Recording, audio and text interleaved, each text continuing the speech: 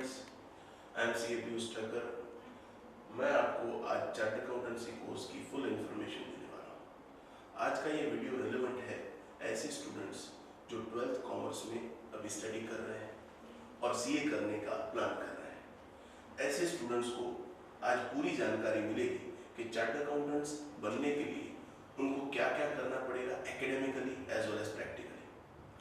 Friends, chartered accountancy course 3 stage में divided है। अगर कोई भी बच्चा सीए बनना चाहता है तो उन्हें आईसीआई के नाम की एक सेंट्रलाइज इंस्टीट्यूट है, उनके पास रजिस्टर होना पड़ेगा। ICI means institute of chartered accountants of India. ICI ने सीए कोर्स को 3 स्टेज में डिवाइड किया हुआ है। Stage number 1 is CPT, common proficiency test. Stage number 2 is IPCC, integrated professional competence course. फिर स्टूडेंट को 3 साल की प्रैक्टिकल ट्रेनिंग लेनी पड़ती है, चार्टर्ड अकाउंटेंट के पास प्रैक्टिकली सीखने के लिए जाना होता है। एंड फाइनल स्टेज क्लियर करके चार्टर्ड अकाउंटेंट बन सकते हैं। बीच में कुछ दूसरी भी ट्रेनिंग्स होती है। लेवल वाइज हम उसके इंफॉर्मेशन में जाते हैं। सबसे पहला लेवल सीए बनने के लिए है CPT, that is common proficiency test.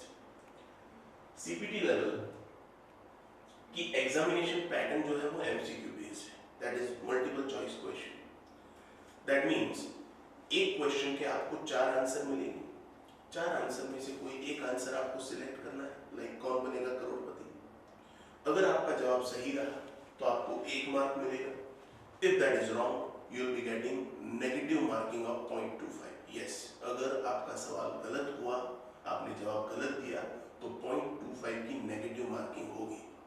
Friends, अगर आप क्वेश्चन को आंसर नहीं करते हैं, क्वेश्चन का जवाब नहीं देते हैं तो कोई नेगेटिव मार्किंग नहीं। बट अगर आप जवाब देते हैं और वो जवाब गलत हो जाता है then there is negative marking of 0.25 in CPT level. CPT level में 4 सब्जेक्ट्स हैं। 4 सब्जेक्ट की टोटल मार्किंग जो है वो 200 है। 200 में से पासिंग क्राइटेरिया आपका 50% है। 50% मतलब 100 मार्क्स आपको पास होने के लिए चाहिए। हम देखते हैं कि कौन से 4 सब्जेक्ट्स में डिवाइडेड है। 4 सब्जेक्ट है accounting, economics, mercantile laws, quantitative aptitude. इन 4 सब्जेक्ट्स में से 12th के स्टूडेंट्स ने, 12th कॉमर्स के स्टूडेंट्स ने 3 सब्जेक्ट से फैमिलियरिटी है उनको। कौन से 3 subjects? Accounting, economics, quantitative aptitude. Quantitative aptitude में मैथमेटिक्स एंड स्टैटिस्टिक्स कवर होगा। तो 3 subjects you are familiar with. नया सब्जेक्ट आपके लिए होगा mercantile laws. Mercantile laws means business laws. व्यापारियों को बिजनेस करते करते कौन से कानून फॉलो करने हैं, that is given in that subject. आप देख सकते हैं कि 4 सब्जेक्ट की टोटल जो मार्किंग है, अकाउंटिंग 60 है, लॉज 40 है, इकोनॉमिक्स 50 है और क्वांटिटेटिव एप्टीट्यूड 50 है। सबका टोटल मिला के 200 मार्क्स होते हैं। 200 में से आपको 50% लेने हैं, दैट मींस 100 मार्क्स आपको पास होने के लिए लेने पड़ेंगे चारों सब्जेक्ट के मिला के। सब्जेक्ट वाइज भी कुछ मिनिमम पासिंग क्राइटेरिया रखा गया है। सब्जेक्ट वाइज इट इज 30%, मतलब अकाउंट्स में 60 में से आपको लेने हैं 18 मार्क्स, लॉज में 40 में से आपको लेने हैं 12 मार्क्स, इकोनॉमिक्स में 50 में से आपको लेने हैं 15 marks. Minimum subject wise 30% and overall you have to bring 50%। मतलब कि किसी एक सब्जेक्ट में आपके मार्क्स कम हो गए तो चलेगा, बट एवरेज आपका 50% बैठना चाहिए। आपको दूसरे सब्जेक्ट में स्कोर करके एवरेज को बढ़ाना पड़ेगा। सीपीटी लेवल आपने पास कर लिया। Now you have to enroll to second level. Second level is integrated professional competence course, IPCC. CPT level तक आपका एमसीक्यू बेस्ड एग्जामिनेशन पैटर्न था, मल्टीपल चॉइस क्वेश्चंस थे। आईपीसीसी लेवल में आपका डिस्क्रिप्टिव फॉर्मेट है। डिस्क्रिप्टिव फॉर्मेट मींस कि जैसे अभी आप अकाउंट्स में आपको सारी इंफॉर्मेशन दे दी होती है और आप पूरे क्वेश्चन सॉल्व करते हैं, ट्रेडिंग अकाउंट बनाते हैं, पीएनएल बनाते हैं, बैलेंस शीट बनाते हैं, तो ये डिस्क्रिप्टिव पैटर्न हुआ। आप इकोनॉमिक्स है तो फुल क्वेश्चन के आंसर्स लिखते हैं, ये डिस्क्रिप्टिव पैटर्न हुआ। तो सीपीटी लेवल में there were 4 options in the question, MCQ based pattern was there. Now in IPCC it is descriptive is divided into 9 subjects. I will not go into the detail of the subject क्योंकि 12th के students के लिए ये सारे subjects नए होंगे, सिर्फ एक ही सब्जेक्ट जाना पहचाना है, that is accounting. अकाउंटिंग आपके साथ पूरे चार्ट अकाउंटेंसी कोर्स में रहेगा ही. 7 subjects of APCC is divided into 2 groups. Group 1 में 4 सब्जेक्ट रखे गए हैं और ग्रुप 2 में 3 सब्जेक्ट रखे गए हैं. क्यों 7 सब्जेक्ट्स को अलग करना पड़ा? क्यों ग्रुप 1 में 4 और ग्रुप 2 में 3 ऐसा सेपरेशन करना पड़ा? क्योंकि 7 सब्जेक्ट बहुत ही हैवी सब्जेक्ट्स हैं, डिफिकल्ट सब्जेक्ट्स हैं, प्रिपरेशन में टाइम लग जाता है बच्चों को. तो बच्चों को ऑप्शन दिया गया, स्टूडेंट्स को ऑप्शन दिया गया कि अगर आपके 4 सब्जेक्ट की तैयारी हो जाती है तो उसकी आप एग्जाम दे दें, दूसरे 3 सब्जेक्ट की एग्जाम आप बाद में दें. मतलब कि 4 सब्जेक्ट की एग्जाम अलग और 3 सब्जेक्ट की एग्जाम अलग, ऐसे सेपरेटली आप एग्जाम दे सकते हैं. हर 6 महीने में एग्जाम आईपीसीसी का आता है.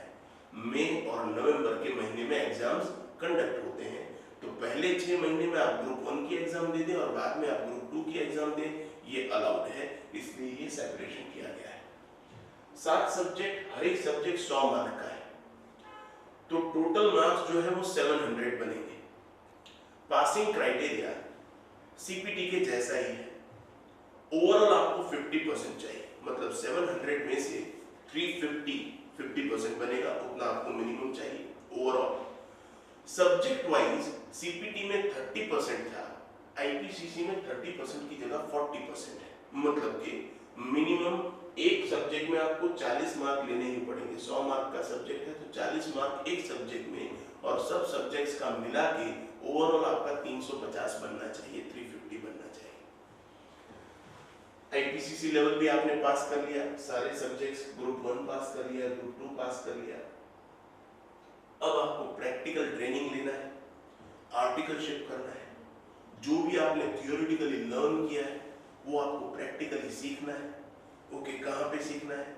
चार्टर्ड अकाउंटेंट जो प्रैक्टिस में है, जिनकी ऑफिस है, वहां पे आपको जाना है. उनके पास सारा काम सीखना है. 3 साल, 3 साल का ट्रेनिंग का पीरियड. फ्रेंड्स, हमारे देश में किसी भी कोर्स में इतना लंबा ट्रेनिंग का पीरियड नहीं है जितना चार्टर्ड अकाउंटेंसी कोर्स में. क्यों इतना लंबा पीरियड ऑफ ट्रेनिंग रखा गया?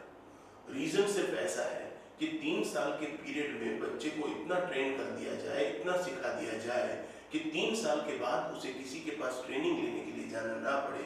वो जो भी काम चाहे अपना ऑफिस या जॉब अपने दम पे कर सके. ये 3 साल के पीरियड में आप क्या सीखेंगे, क्या सिखाया जाएगा आपको? प्रैक्टिकली जो भी चार्टर्ड अकाउंटेंट करते हैं वो सारी चीजें आपको सिखाई जाएगी. प्रैक्टिकली जो भी व्यापारी करते हैं वो आपको सिखाया जाएगा. लाइक अभी आप अकाउंटिंग कैसे कर रहे हैं, थियोरेटिकली हमें क्वेश्चन में परचेज, सेल, वो सारे फिगर्स दे दिए होते हैं. उसके ऊपर से हम एक्सपेंस वगैरह दे दिया होता है, उसके ऊपर से हम ट्रेडिंग अकाउंट बनाते हैं, पीएनएल अकाउंट बनाते हैं, बैलेंस शीट बनाते हैं. बट रियल लाइफ में ऐसे अकाउंटिंग नहीं होता है. आपको परचेज सेल के फिगर डायरेक्टली नहीं मिलते. व्यापारियों के परचेज इनवॉइसेस होते हैं, सेल इनवॉइसेस होते हैं, एक्सपेंस के बिल होते हैं. वो सारी इंफॉर्मेशन टैली में डाली जाती है, अकाउंट्स रेडी हो जाते हैं. जो भी इंफॉर्मेशन है व्यापारियों को इनकम टैक्स डिपार्टमेंट को देनी पड़ती है, सेल्स टैक्स डिपार्टमेंट को देनी पड़ती है, बैंक्स को देनी पड़ती है. तो ये जो भी प्रैक्टिकली व्यापारियों को करना होता है वो सारी चीजें आपको 3 साल के पीरियड में सिखाई जाएगी. 3 साल में आपको पूरी तरह ट्रेन किया जाएगा. ठीक है, 3 साल आपने पूरे कर लिए, सीए के पास पूरा सीख लिया. ये सीखने के बाद अब एक फाइनल एग्जाम बचा है, सीए फाइनल का एग्जाम. ये एग्जाम पास करते ही आप चार्टर्ड अकाउंटेंट बन जाएंगे. CA final exam is divided into 8 subjects. 8 subject में डिवाइडेड है. Again I will not go into the detail of the subjects. 8 subject 2 group में डिवाइडेड है.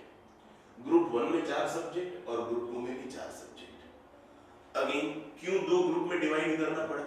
क्योंकि अगर आपकी 8 सब्जेक्ट की प्रिपरेशन साथ में नहीं होती है तो 4 सब्जेक्ट की आप एग्जाम अलग दे सकते हैं, दूसरे 4 सब्जेक्ट की एग्जाम अलग दे सकते हैं. हर 6 महीने में एग्जाम आती है. तो स्टूडेंट के फैसिलिटेशन के लिए ये किया गया है कि आप 4-4 सब्जेक्ट की एग्जाम अलग दे के एग्जाम क्लियर कर सकते हैं. Every 6 months there is examination. हर सब्जेक्ट 100 मार्क्स का है. टोटल मार्किंग 800 होगा 8 सब्जेक्ट का. Passing criteria is similar to IPCC.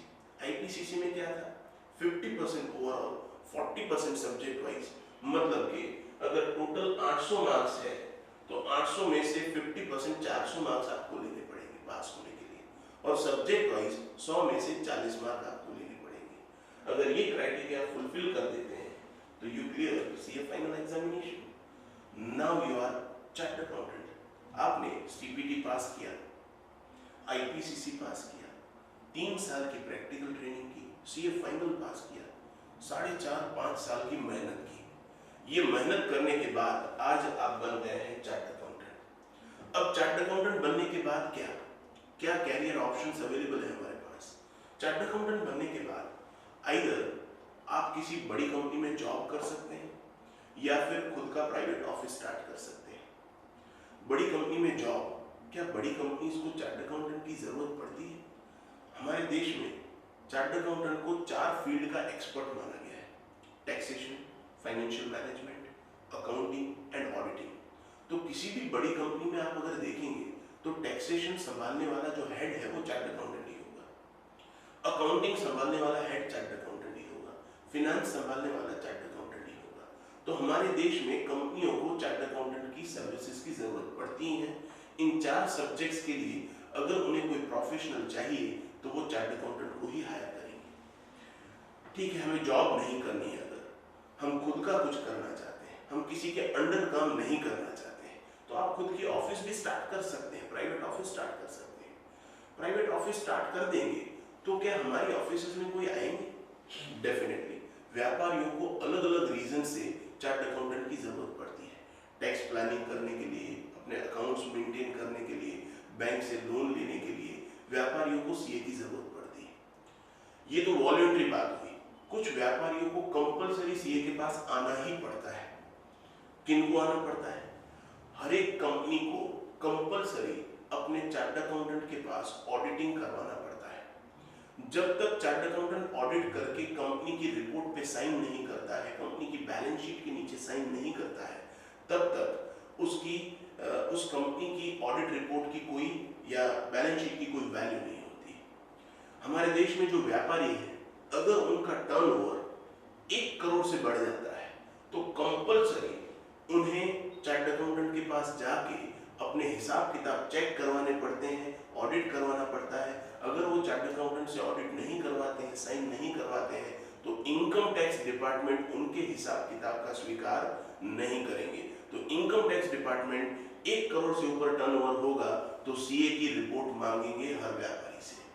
आप किसी बैंक में जाएंगे लोन लेने के लिए, लोन लेने के लिए बैंक भी यही कहेगा कि जब तक आप सीए के पास साइन करवा के नहीं आएंगे, सीए से रिपोर्ट लेके नहीं आएंगे, सारे डॉक्यूमेंटेशन अटेस्ट करवा के नहीं आएंगे, तब तक आपको लोन हम ग्रांट नहीं करेंगे। छोटे से छोटे व्यापारी और बड़ी से बड़ी कंपनी को चार्टर्ड अकाउंटेंट की सर्विसेज की जरूरत पड़ती ही है।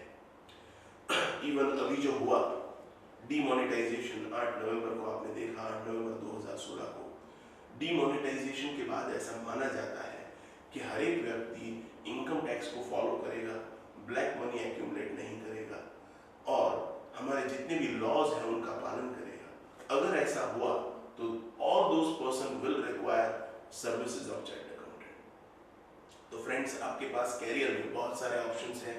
You can go for a job as well as you can start your own practice. तो ये ऑप्शंस के साथ आप चूज कर सकते हैं चार्टर्ड अकाउंटेंट बनना। Thank you friends.